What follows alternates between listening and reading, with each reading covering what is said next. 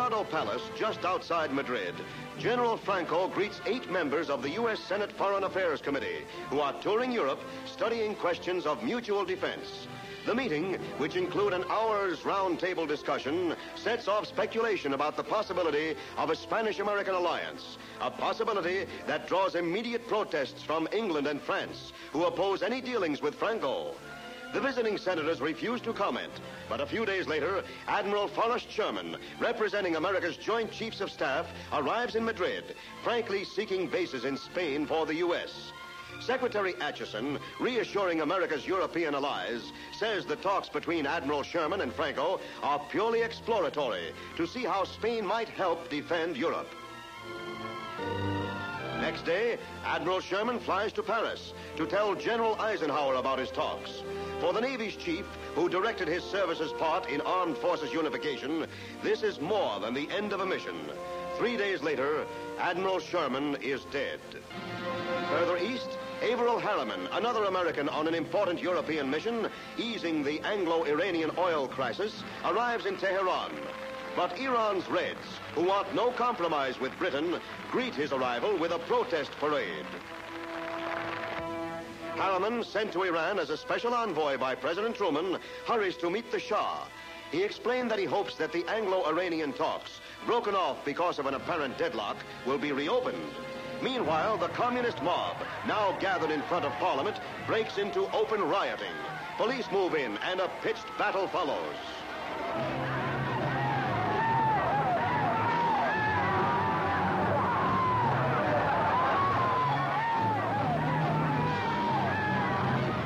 Several are killed, hundreds hurt, and martial law is proclaimed by Premier Mossadegh, with whom Harriman confers.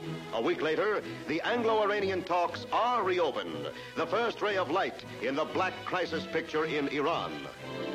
An island hideaway in the Venetian lagoon draws a pair of royal honeymooners, Egypt's King FAROUK and his young bride, Queen NARIMAN. Although traveling incognito, the romantic king and his exotic bride are pretty hard to disguise, and so a royal honeymoon becomes a cameraman's field day. In Indo-China, the rice paddies become the battlefront. But this phase of the fighting is not men against bullets, but men against starvation. French and loyal Vietnam soldiers harvest the rich rice crop with a double strategic purpose. First, to provide food for the French-held areas of Indochina, and second, to prevent the harvest from falling into the hands of the communists, who once before this summer have been forced by lack of food into a major counterattack on the French-held rice-growing regions. This method of harvesting and milling is as old as man. But this method of warfare, attrition, has forced the surrender of many a foe in history as ruthless and determined as the Red Rebels of Indochina.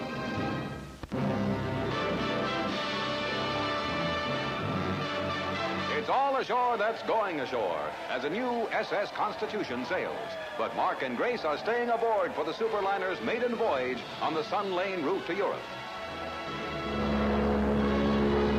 It's a morning sailing, so Grace and Mark, who've naturally brought along new outfits for this gala crossing, lose no time getting into them. Grace picks a Pesante shantung dress with swirl skirt and scoop neckline, just one of the ensemble Soviet sacks designed for her. Mark, not to be outdone, wears a tie silk sport shirt and navy slacks. Naturally, the queen of the U.S. merchant fleet has a swimming pool, and naturally, Grace is ready for it. In costume, that is. It's a one-piece suit of grosgrain ribbon.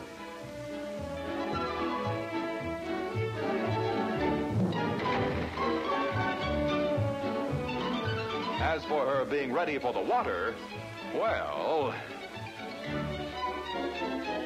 sea air, good food, and rest are good for the spirit, but not for the figure.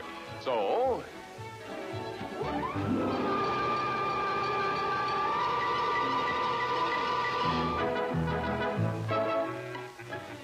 in fashion news, black linen shorts and jersey halter, Grace puts the miles behind her so she'll be able to fit into her wardrobe when the boat docks.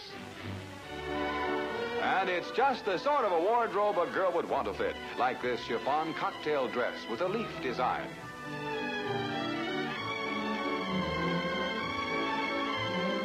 Yes, Mark likes it too, both the outfit and the girl.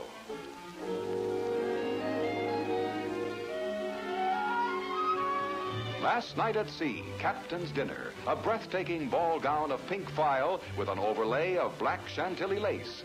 And sweet music, a perfect ending to the maiden voyage of a new ship that's doing proud to an old name, the Constitution. It's been a wonderful crossing, filled with memories to be treasured always, and other memories to be lie just beyond the horizon.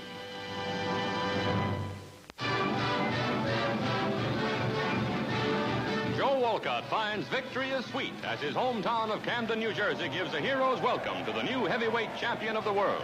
At the age of 37, after 22 years of fighting and 5 bids for the title, Jersey Joe finally reaches the top.